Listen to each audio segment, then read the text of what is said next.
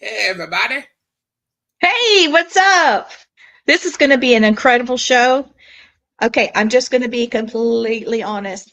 I work from home a couple of days a week, and I binge watch all the time. The show that Lon has been on over and over. It is Gwen can tell you because she comes in and she's like, "You watching that again?" I'm like, "I can't stop. I can't stop." So yeah, She's Yepity, like, stop me, stop me. I can't stop. Yeah, I love Lon Strickler's a great guy. So let's just go ahead and bring him in.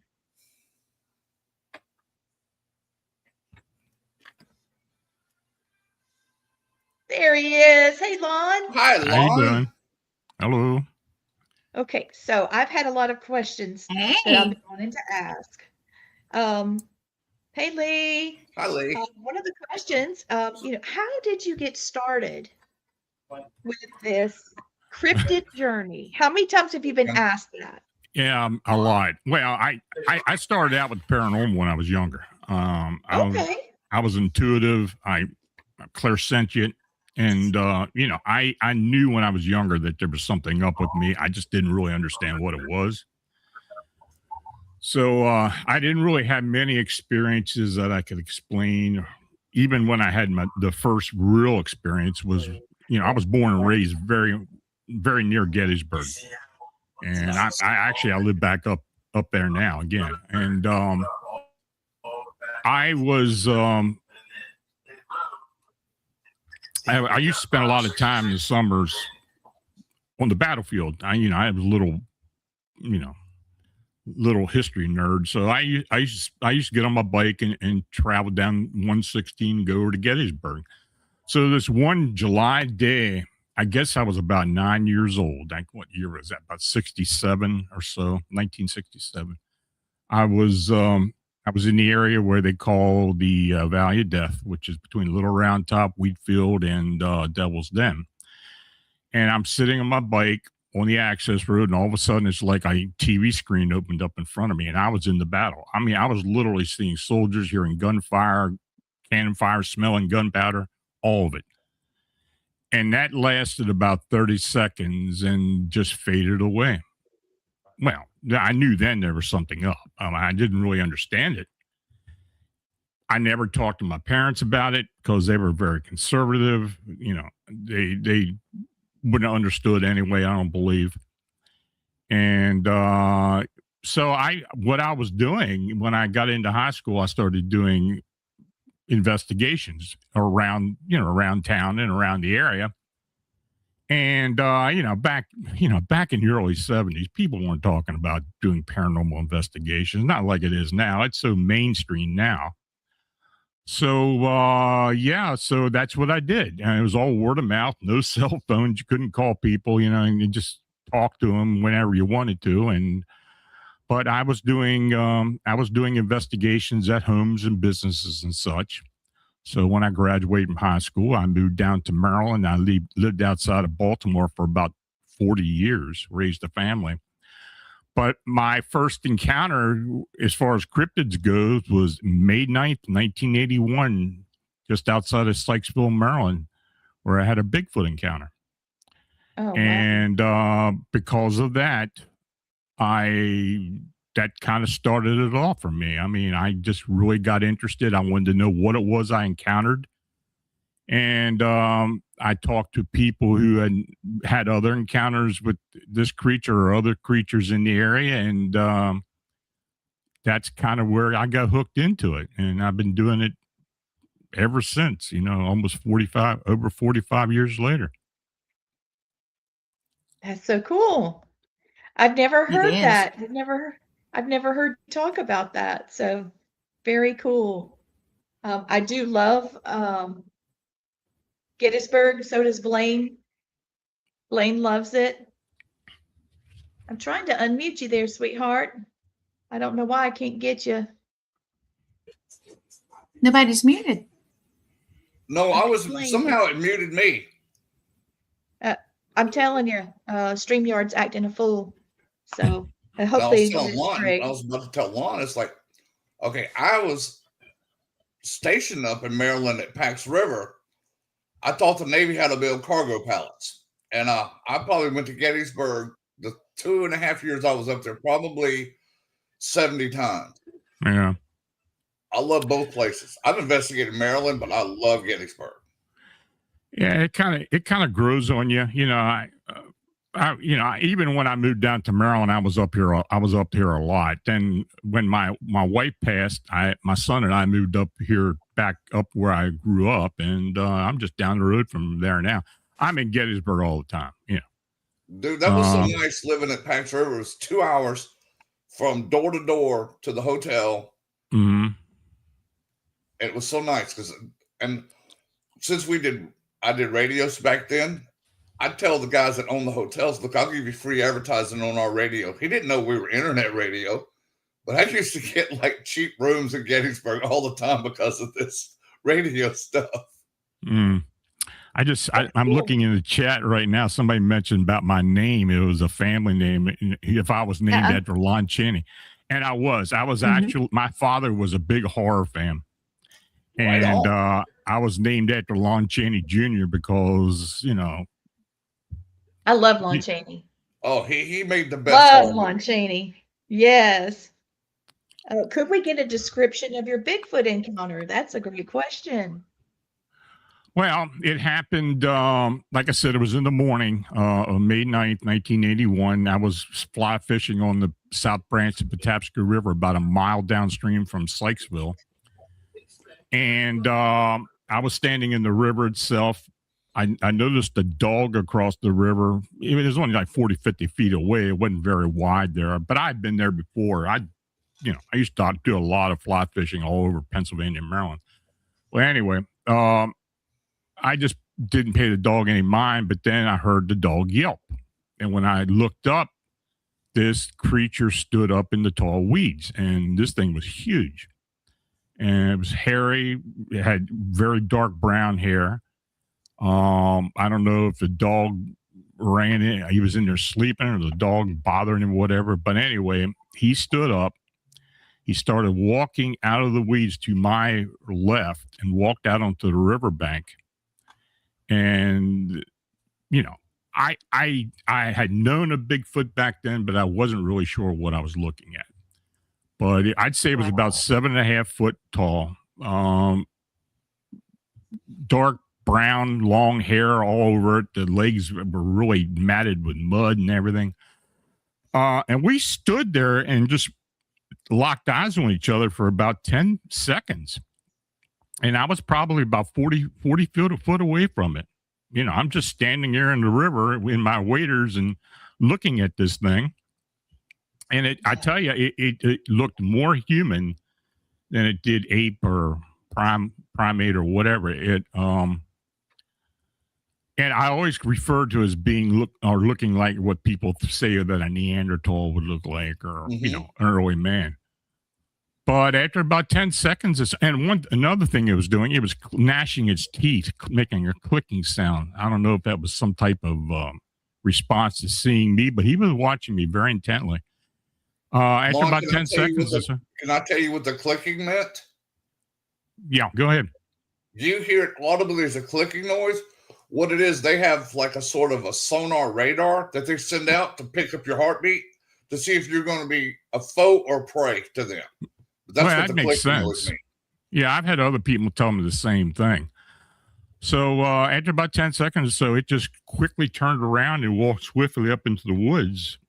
And of course, I wasn't going to be not chasing after it. In fact, I wanted to get out of there.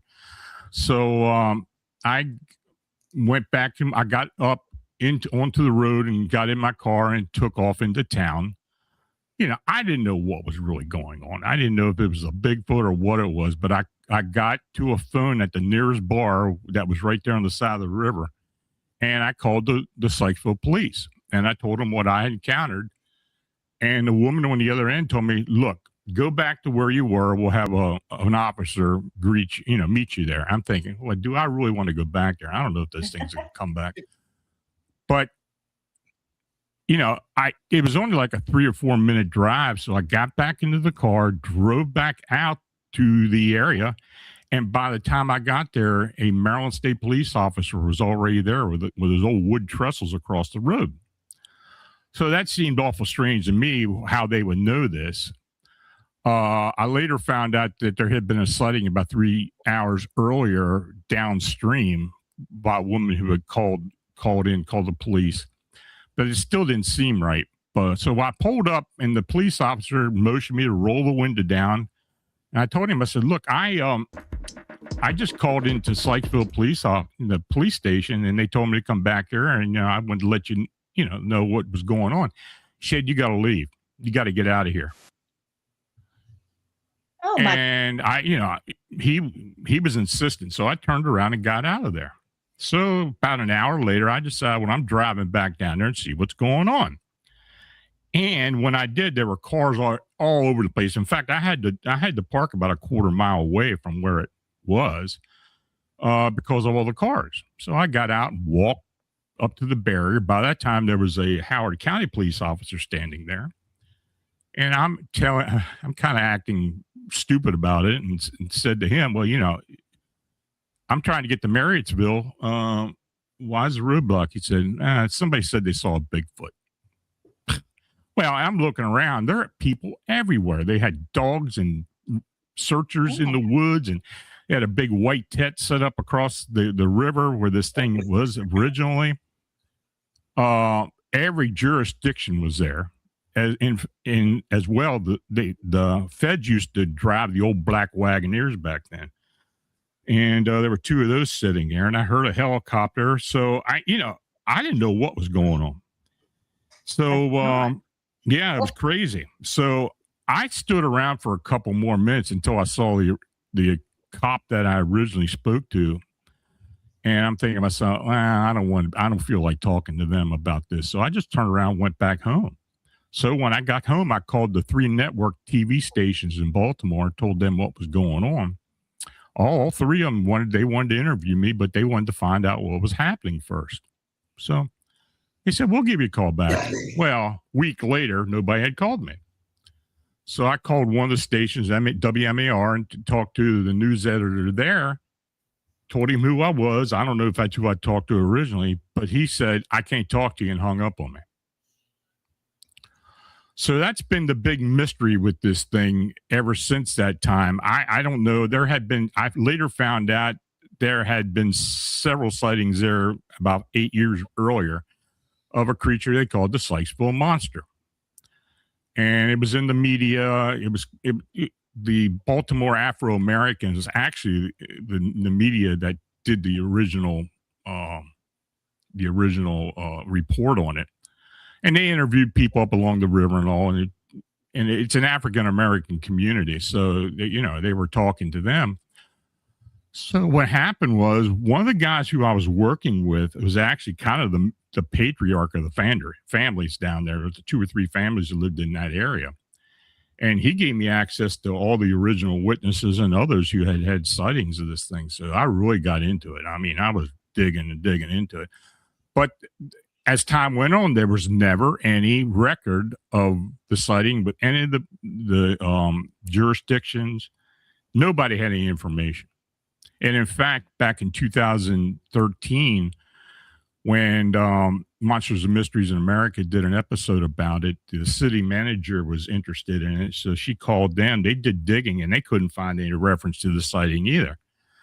And the interesting thing is, within a 5-mile radius of my sighting, there had been 4 other Class A sightings, according to BFRO. So I don't know if this thing had been at a facility somewhere down the river or any escaped or something, but they had all these jurisdictions out there looking for it. And in fact, I had several of the police officers who had been there at that time contact me and verify everything. So, so that was my Bigfoot encounter. That's intense, y'all. That is intense, man. What I had happened was a little similar because I was at my dad's. Dad was working at Ross Allen's Reptile Institute in Silver Springs. We were in a camper. Long story short, we had this episode with a skunk ape, And we had been told by the Seminole tribe that was connected to the Institute that they had seen it and what it wanted, you know, and all of those things. So whenever we had this direct encounter, because I actually did touch it. Well, it touched me. It's a long story. I don't want to go into all that, but all the scientists from the Institute came, and there was blood from he got hurt on the license tag of the camper. And so hair was there, blood was there. All these people were getting all these samples, and then poof, it went away. I never heard another word.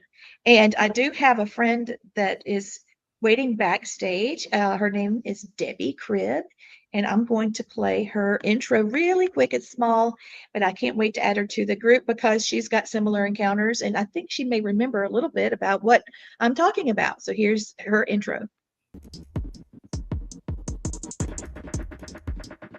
She's a paranormal investigator, cryptid researcher, and psychic medium. All right. So now I'm going to bring in Debbie and her son. Hey, guys. Hey. Debbie and Devin. Hello. Now, What's going on? did you hear what Lon was saying about his encounter and how the information just kind of disappeared? Very similar to alien UFO sightings and USO underwater things that's happened.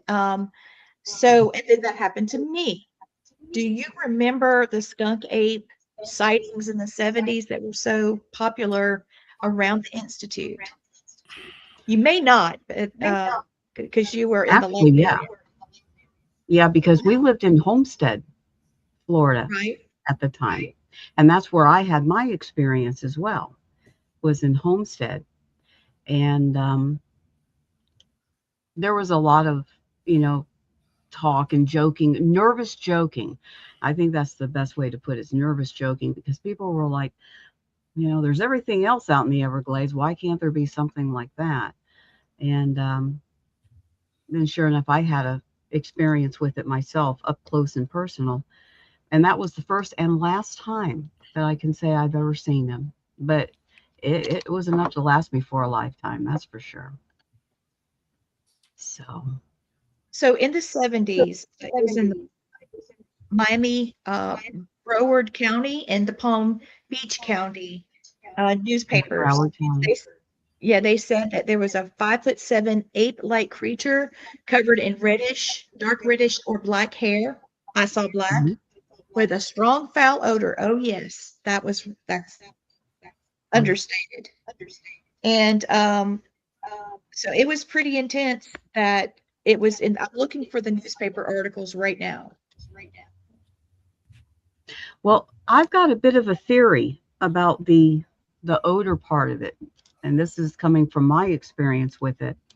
Now, this happened when I was young. I was in high school at the time, and where we lived on the Lon posted gators and crocs and boas. Why not skunk apes? That's Lynn. That's Lynn. Yeah. This is my guy. This is why I love Lynn. He's great. He blended. But we lived on Homestead Air Force Base at the time. So in back of the base of the flight line, of course, that's where all the high school kids would go with their shenanigans back there. And I was one of them. And we'd always go in the back of the flight line. It was very deserted back there. But it was a perfect environment when you think about it, especially for an animal that's, extremely rare as this is, and a perfect hiding spot. But there was a bunch of kids out there, and we were all, just having a good time out there. And the first thing that I noticed was the odor. It was like, what on earth died out here? Who knows? And I just kind of turned around and back in Homestead, there's a lot of like little outlaying canals and marshes and things like that, and a lot of mangroves, lots of mangroves. And anybody who's been through a mangrove knows you just don't walk through mangroves.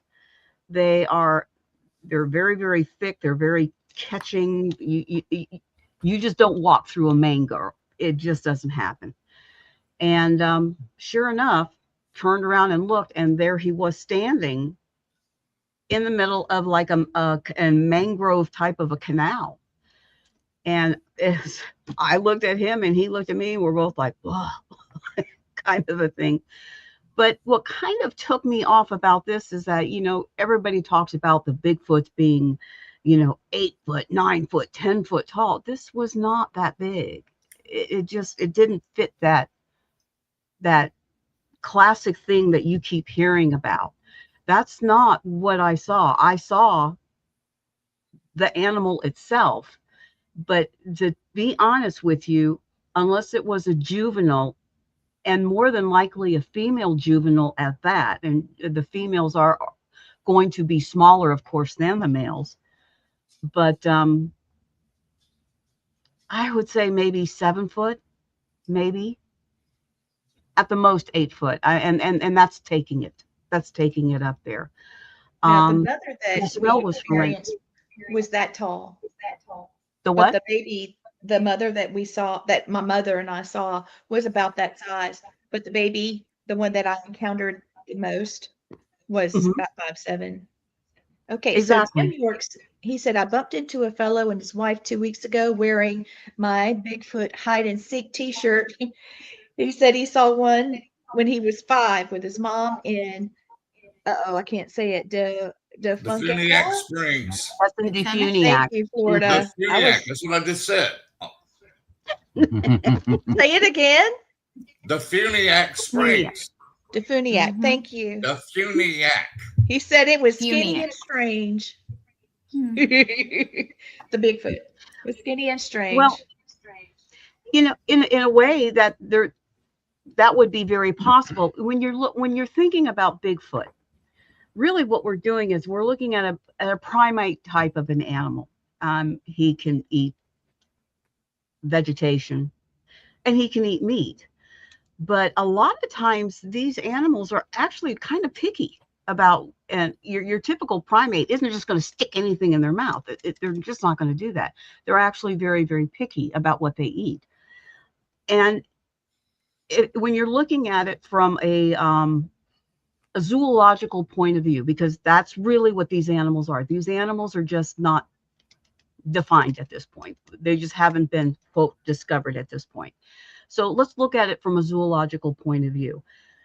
A dog can be big and fat and heavy if he's in an area where he has a large amount of his prime food source.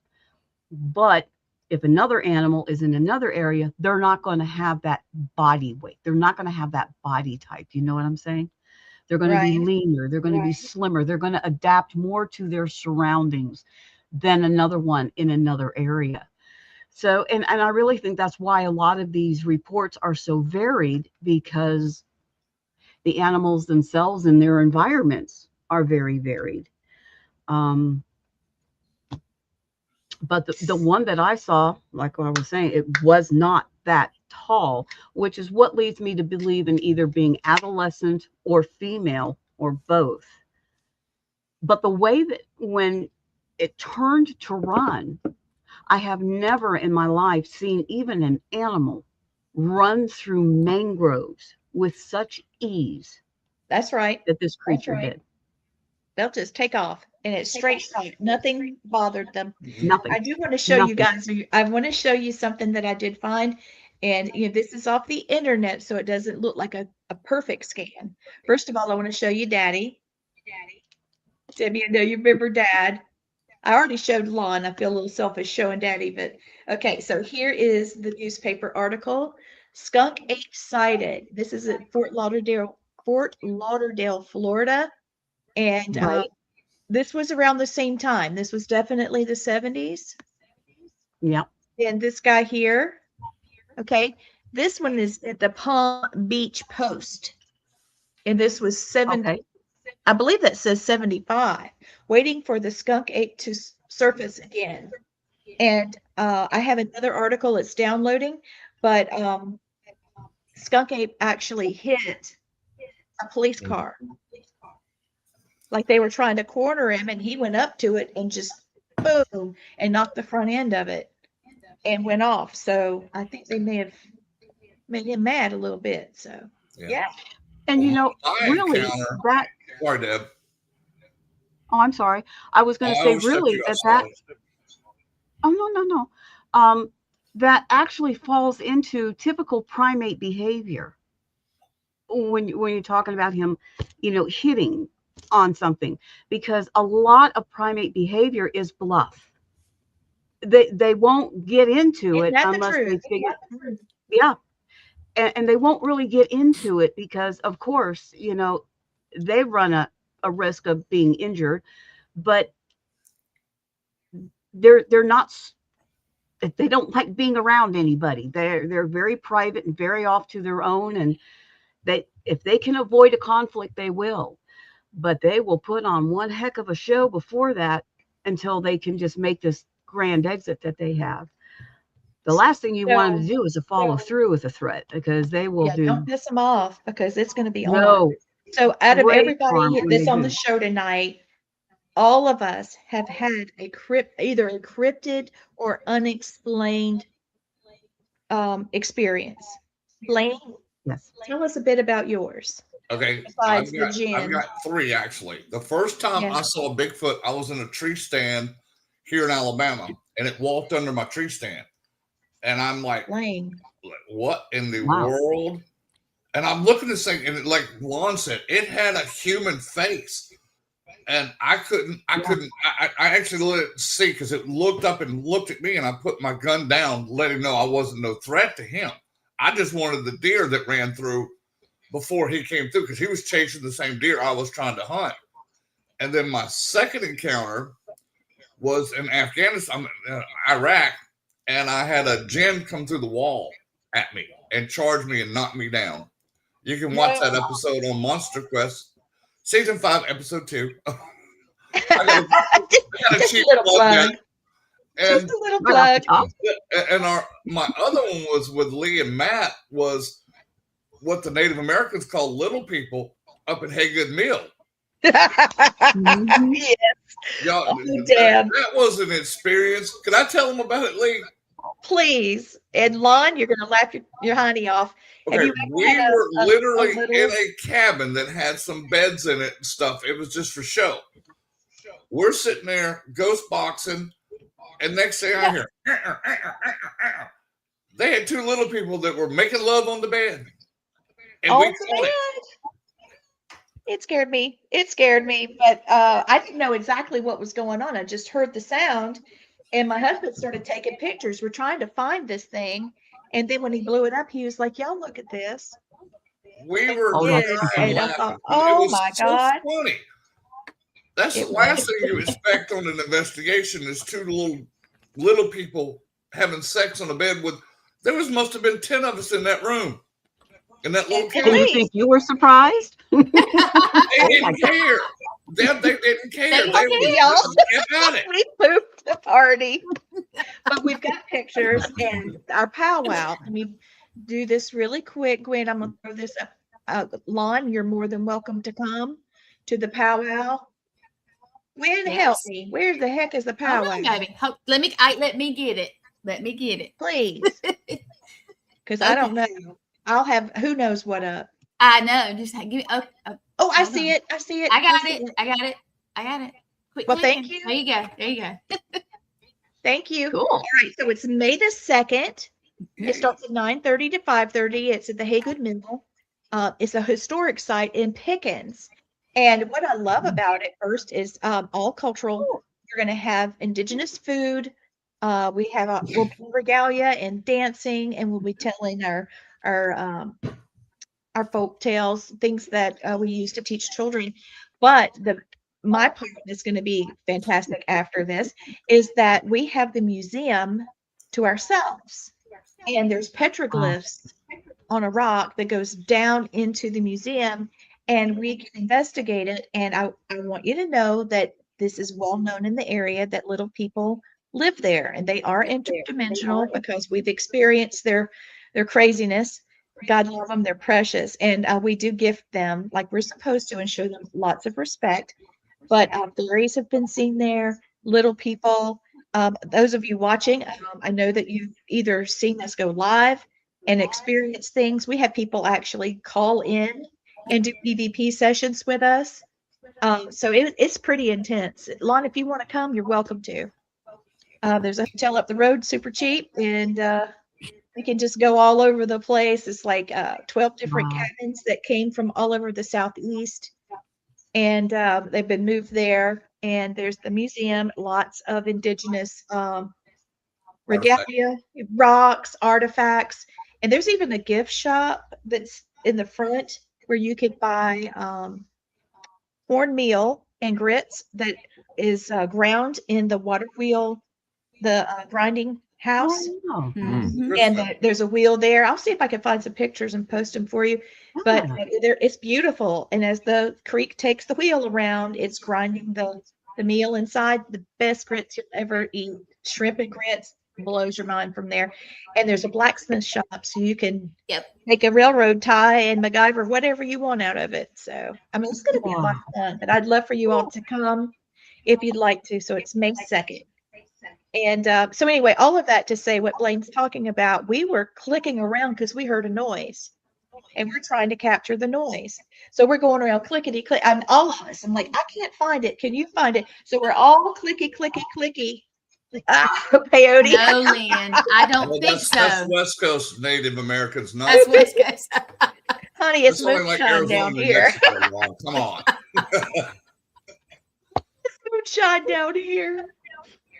But I'll buy you an Indian taco if you come. Okay, Debbie? And you Taco. we might have Oh, to Debbie, stand in you line know for you 2 too. hours to get it, but I know. we're gonna, Oh, I'm We're gonna doing the have food fun. run. Remember, I'm going to stand in line and get all this food. That's gonna, we're gonna get her a cart. yeah. It I'm is gonna the get We're her. gonna roll the cart up Yeah. with her list. It'll and just be Poor don't pay Gwen. money. Don't pay money. Yeah, just throw yeah, money. we'll Everybody all be like, donate "What's money, and she for keeps this on. money?" Yeah, gotta do what Oh gotta my do, God, man. poor Gwen. Maybe Hey, I'll you bring know, one I of Matt's volunteer. brothers. I'll bring one of You get all the good jobs, Gwen. sisters. Yeah, Thank let you. them do it. Let Matt's little brother Harrison do it. You Well, gotta his be big dancing. brother John could do it. He'll be spinning all over. He'll be too busy chasing you. Am I wrong? No, Am I wrong? You ain't lying. you're not wrong. All you I'm ain't not lying. wrong. That's all I can tell you. Oh, another shameless plug, and I'll get back to being normal. Oh, wait. You We are start very clicking? excited. There we go. Oh, So yes. it aired, the first one aired on the 30th. The dates aren't right, but if you have Roku, it's really simple. Download the History Channel app, Mhm. and then you can see the reboot of Monster Quest. Moonshine will do. Put peaches Moonshine in will it. do. I do have some peach moonshine here. First time I ever had moonshine was Blaine Rohan brought it to me in a water bottle. I got drunk in Why a does bottle. that not surprise me, Blaine? I was laying on the floor of my camper ghost hunting because we have I bet you were. haunted area. I was laying on the Well, we floor didn't have to trying to go do an EVP session, which I never do this. I never mixed alcohol and stuff, but it was too late. And I was so happy we were really through. I was just excited. There were all these spirits in the camper with us. So I'm drinking the moonshine, laying in the floor. You know, you have to lay in the floor if you're going to ghost hunt for some reason. I don't know why that is, but it seems everybody See, has. I do not because of that knee that's. Well, I can get down. I just can't get up. That's it. I can't get up. I have to roll To up. roll, yes. It's I a would think that comedy if you're drinking peach moonshine, you may as well lay on the floor because that's where you're going to end up I going like- anyway. Yep, I like the cherry Get one. a head Actually. shot at it. Yeah, And the we cherry had one an I got amazing- is my favorite. Yeah. Okay, so round table. Okay. What kind of cryptid besides a thunderbird is a winged creature that's got a wingspan of maybe 8 feet? And it's sort of bat-like. Okay, I saw this thing and it swooped down and shook the whole truck. I don't know. I saw a shadow and I thought my top of my head was going to be popped off, you know, like here I go. I'm going to, you know, these talons are going to be, I I don't know. can't think of the what name of it. A phoenix. Could be A phoenix, yeah. Mothman. Well, I I felt, thought they I wondered Mothman. about that too. Lon, Mothman's can only you like help in me? northeast, so they don't come down this Okay. far. Okay. True. Okay. Yeah. But the Well, I'm Phoenix can go trying. anywhere. That's Well, we've yeah. had so many hurricanes. Venus can go You anywhere. know, maybe it came on over here because it was Hey, blowing it's there. I possible. don't know.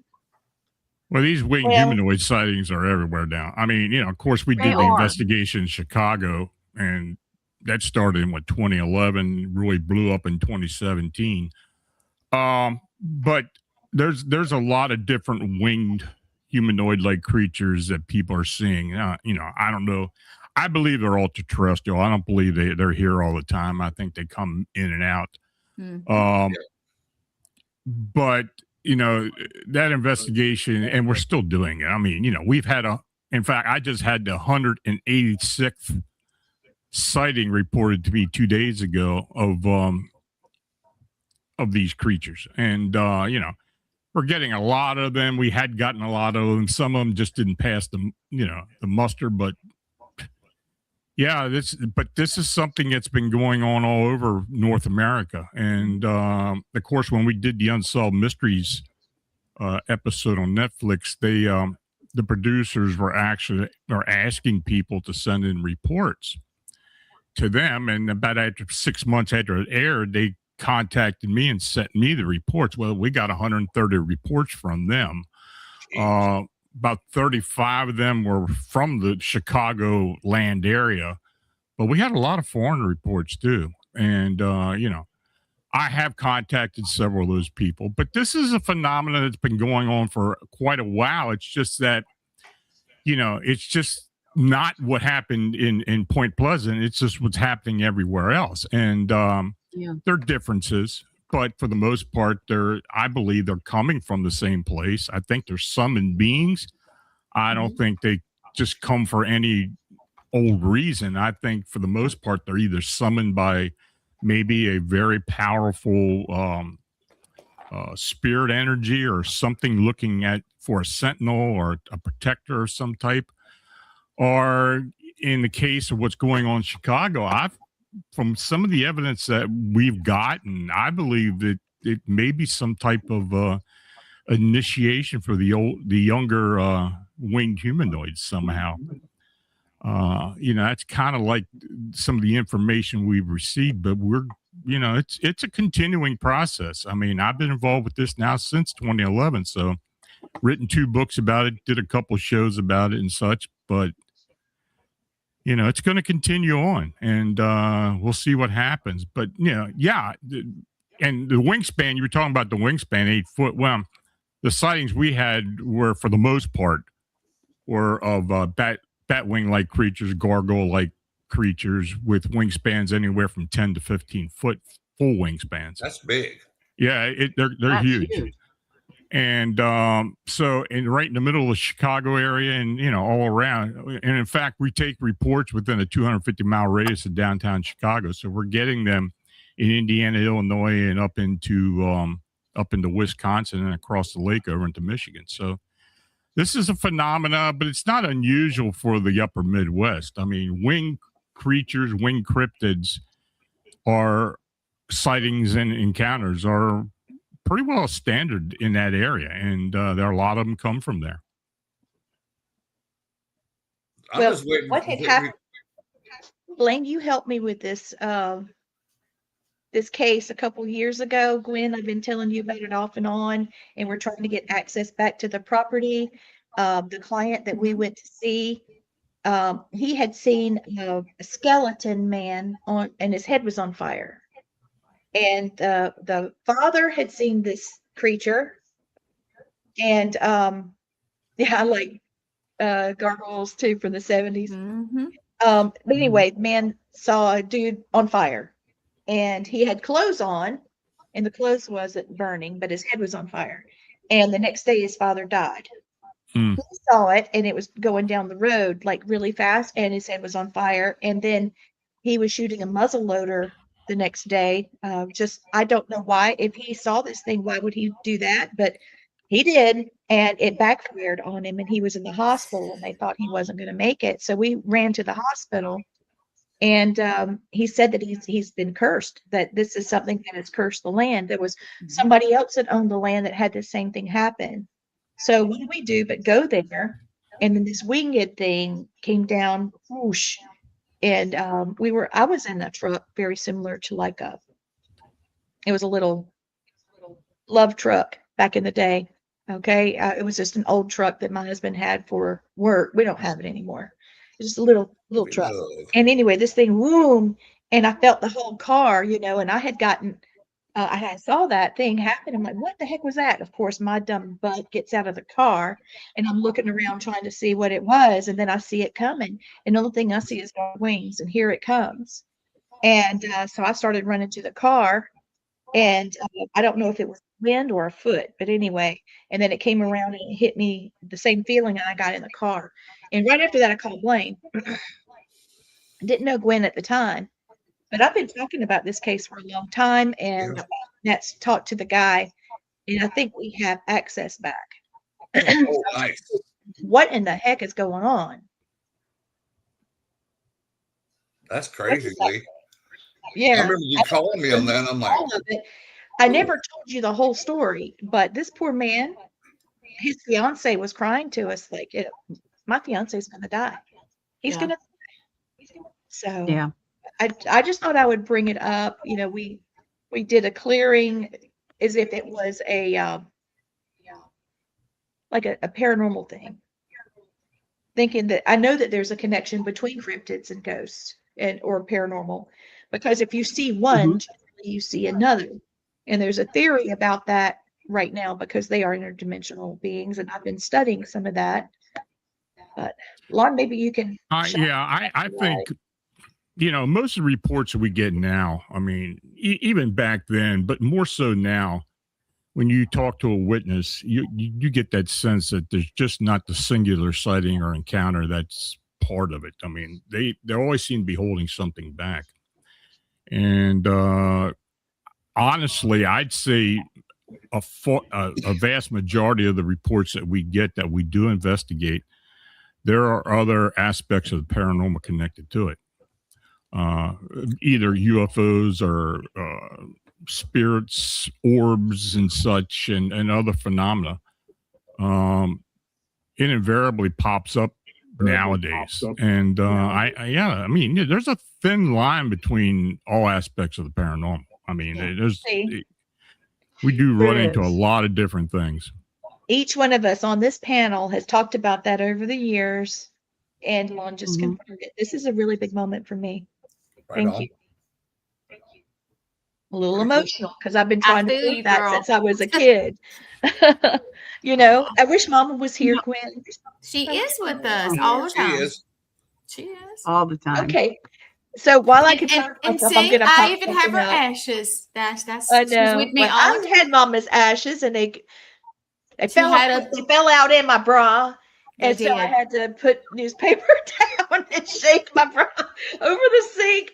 It happened, Debbie. It happened. It did. Only to leave. I believe it. I was screaming. Oh, I totally believe it. Oh, it's even funnier. I'm on the phone with. She says, "Hold on a minute. I got to shake my bra out." Blaine's like, TMI, Lee. TMI. So, but and then Mama clearly said, "Why are you doing that? You've got my DNA. I'm your mom." Yeah. Put it down. Take me out of your boobs. Yeah, shake me out of your boobs and put the thing away. I did manage to get some of it back in the vial, but I'm just like, I'm being so sentimental. Mom's with me. I got this, and Dad's with me. Mama Jenny's with me. So, okay, so that was funny. It made me happy. All right, so surprise post here. In the 70s, there was legislation that the government in Florida, here, I'll just pop it up for you. This is the Skunk Ape Protection Act.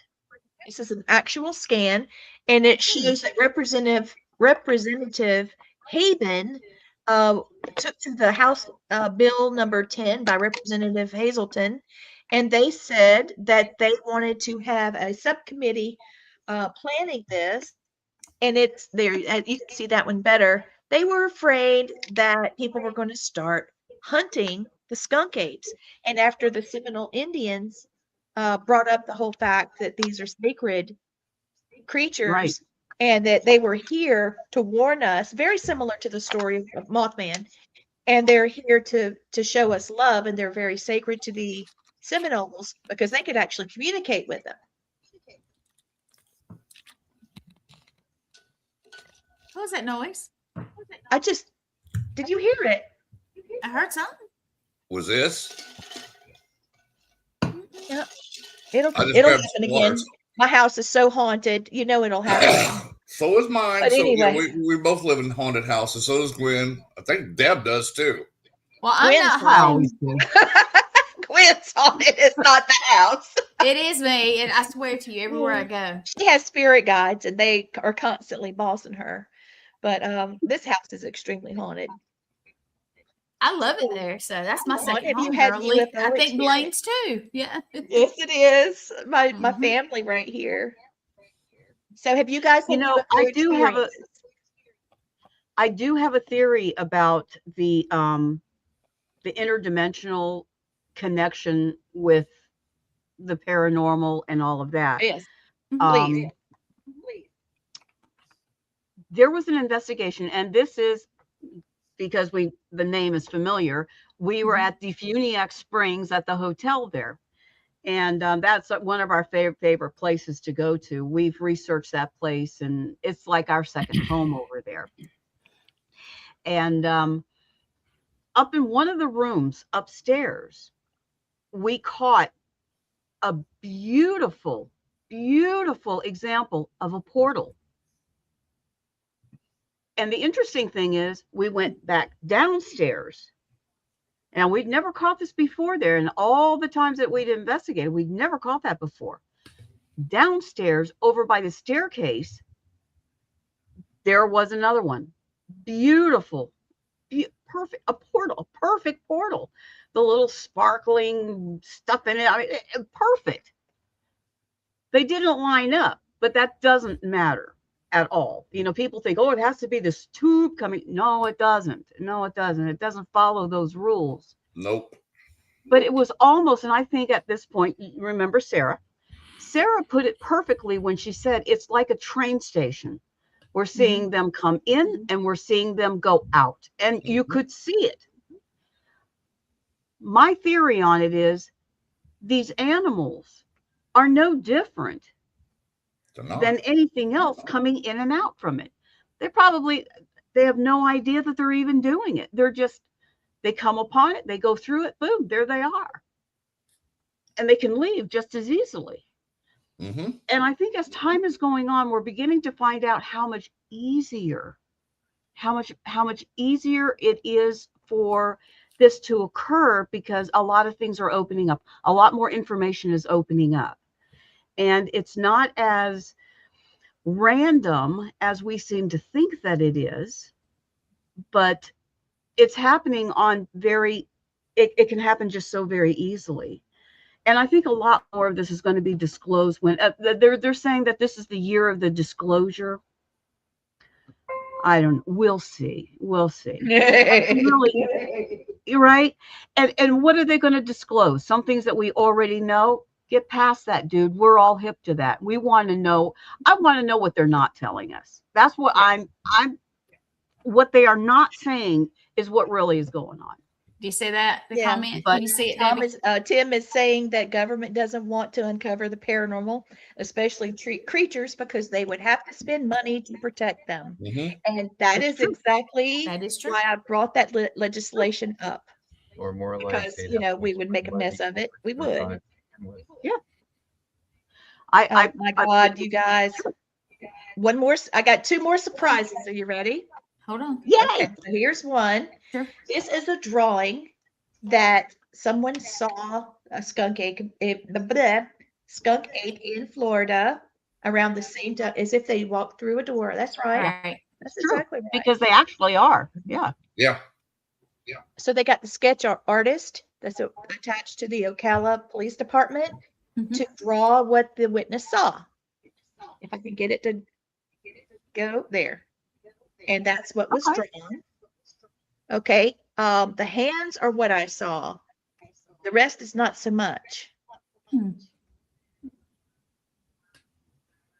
pretty good job though, as far as artists go. Good damn job. It is. It is. Yep. And here's the other surprise. This is somebody that I remember.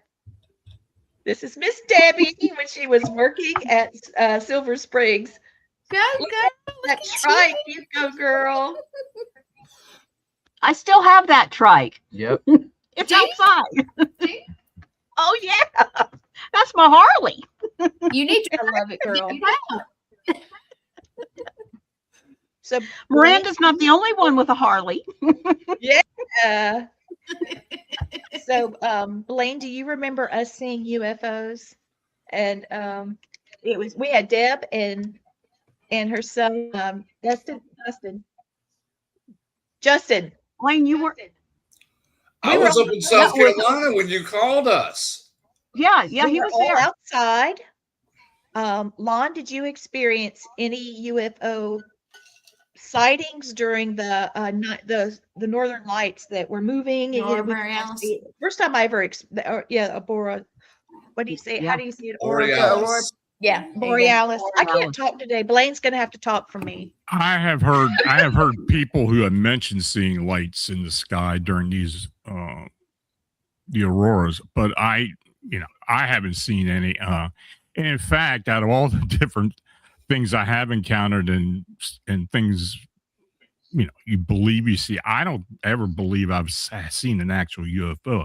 Now I've seen orbs and I've seen other things like that, but something up in the sky doing maneuvers that are just impossible and stuff like that, I don't really believe I've ever seen anything like that.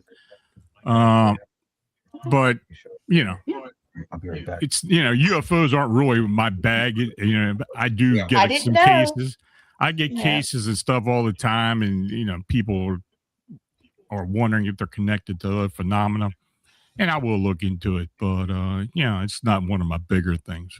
Well, Lon, what we experienced when the Aurora Borealis came to the south, because it's like every 60 years or something, it comes down when you can see it in the sky. Yeah. What we were seeing, dude, we were seeing the northern lights, but we were seeing other lights, and we'd ask them, can you move left? And it wouldn't move left on command, or move right, go up or go down. And we did this for at least 45 minutes with them. Mm-hmm. Then when we get back to Lee's house, her husband Matt had already went to bed. Me and Lee are out there just talking about how cool everything was. And out of the blue, right in the corner of her living room, 3 figures come out of the ceiling into her living room, and they communicated with us through telepathy. It blew They my were mind. telling us that we were attracted to your energies, and the reason we came toward you because we can understand you and you can understand us. I'm like, this is just freaking cool. Well, I had a friend that had been working with UFOs for so long. His father had as well, and he told me, his name's Dave Campione, and he told me how you can speak with UFOs and aliens telepathically. And I was like, well, there they are. And I said, I'm going to give it a whirl. And Matt was like, go ahead. And so Blaine, yeah, let's try it. So we did. And here they come. And I didn't see them in flesh, but the spirit was so strong, it looked like it. Mm-hmm. I've seen full body apparitions. That was not it. That was not it. It was something different. It was definitely 3-dimensional, like a hologram looking something. That's what it was. But- I think it was a hologram. we Yeah. saw. And man, they came good for down. you. And I've seen a full body apparition float over me before. I was Me investigating an opera house, and she was a big old diva, looked like something from Ghostbusters. She was all spread out. She had her, floppity flop dress, it was gorgeous. And I was like, whoa. And it was nothing compared to this. Wow. It was just that intense. When Blaine tells the story, it never does. He does justice. I don't. He met it. But y'all's energy is awesome. So I can see. Yeah, of course. UFOs, UAPs, and cryptids are the hardest to investigate because of their random nature. Ghosts are much easier. Tim, you're right. Yeah, Tim, you're correct. That is true. I mean, it's interesting. Sometimes spirits are almost predictable. Well, for us, they are because we've done it so long, and they're so they just flock to us. So it's like now it's like, hey, how you doing? Yeah. Well, let's Like, where be you been? honest. I mean, we all have spirit guides. I mean, Mhm. Gwen's got them Yeah. that ride in the car with her wherever she goes, and if she doesn't go enough, they'll come get her and ask her why she hadn't got in the car. I was I mean, sick and that's home for like 3 days, and Mhm. why ain't you going somewhere? Because No. They like the car Mine rides. are great in They love traffic. it. But we can't make Mine are friends great in with an traffic, yeah. alien. Yeah, we can't make friends with an alien that'll introduce us with other aliens. It's just not how that works. Well, As long as they're not well, they're reptilian, claiming that they're the there. rest of them I'm okay with. The reptilians, they're pardon my French, they're assholes. They are. yeah, let's not have those. Let's leave them be. There's So, one in every we're crowd. almost done, so we probably need to talk a little bit real quick of how people can get in touch with you or Yes. see your show. So first, I'm going to pop up Miss that's Debbie Cribb, and she's our special guest tonight on Cryptid Nation. How can Mhm. people get in touch with you, Deb? Well, I have my own show, Spooky Things with Debbie, and that's on the Web Broadcasting Network. Mhm. I'm also on Facebook under Spooky Things with Debbie. That's you can message me there. I'm really pretty easy to get in touch with. I'm going to pop that poster up for you. Oh, thank you. You're welcome, Spooky I Things. like what that. you That's mean. cool. Yeah, Thank I do too. Okay, how about you, Lon? You're up to a lot of stuff, so do tell. Yeah. Yeah. I the Fams and Monsters blog is probably my biggest priority because I'm doing that every day. That's famsandmonsters.com. Of course, I have my show every Friday night, Fams and Monsters Radio on YouTube. And yeah, I mean, that's basically what I do, and other projects that always seem to happen. And yeah, this is going to be a big year. We got a lot going on, so a lot of irons in the fire. Hopefully, things are going to develop the way we want it to develop. But yeah, I we're going to agree keep there. busy. He's got a lot of irons in the fire, and he's been talking to a lot of people. So I hope all of that works out, and that you're able to give a voice to some of these cryptids, because I know that's a big deal. It is. People need to know what's out there and to have respect for Absolutely. all creatures. Mhm. Absolutely. Exactly. And, I think a really major thing to remember here is, they're called cryptids, but I really like to think of them as being highly endangered. And, all these endangered animals are being very much taken care of by the United States government. It's another reason why they don't want any more of them. But, Mhm. people, the only thing I can do is implore you, if you do come across one of these extraordinarily amazing animals, don't harm it. Please don't. It's like, shoot them and take them in. Oh, great. Just, Yeah, be grow up. respectful. Well, Yeah, the nice thing about it, Deb, is most of them are interdimensional. You couldn't shoot them if you wanted to. So I hope. Yeah. Try to get it on my flip phone. Okay, guys, Flip out here the phone. is here's Lon's poster I made for him. All right, Lon Strickler, special guest Oh, I on like that. Cryptid Nation. And here is the website that he was just speaking of: Phantoms and Monsters, True Cryptid Encounters, Unexplained Scary Experiences, and Real Eyewitness Reports. And you can go to his website and report an encounter. You can also make a donation to his work. So if you really want some real feedback, as we have a lot of people, let me put it up one more time. We have a lot of people that are contacting us about Cryptid Nation with reports. Please contact Lon, okay? Because there's things that he can do to kind of sort through things for you, okay? Lon's a great guy, Great. and he's there for you to talk to, and he's opened his ear and his knowledge to you. So just take advantage of it. Get to know him and find out what he Absolutely. can do. Also, we are working on Family Spirit, a new project. I briefly mentioned it to Blaine. I'm not even sure I was able to tell Gwen because she's been traveling, But this is going to be fun. This is a release of some investigations that we've done at a train depot that is a portal. And so we'll be Cool. releasing that. Gwen's going to have to help me, but we're going to get that done. It's going to be a We'll lot of get it fun. done. And we are looking for people that had ghostly or paranormal experiences on a highway. I really feel like there's been some truckers that have had some incredible experiences. This one I'm guy was sure. telling me about this Well, some Uber dark guy. cloud came over him, and it was Uber like people. sand and stuff down the truck. And in 10 minutes, he was 100 miles down the road. So, there's things like that. I'd really like to unpack that. So hopefully we'll have people that have that experience. And we are looking for cryptid experiencers to tell their stories. So just be prepared. We'll just pass you right on over to Lon, because there's so many things going on that he's seen over the many years. He's a great guy to talk to. All right. I think we're going to That's have our a lot show. more experiences. Yeah. So, Let's mention one more Lane? thing. yes, please, ma'am. Lon, are you going to be at any conventions of any sort this year?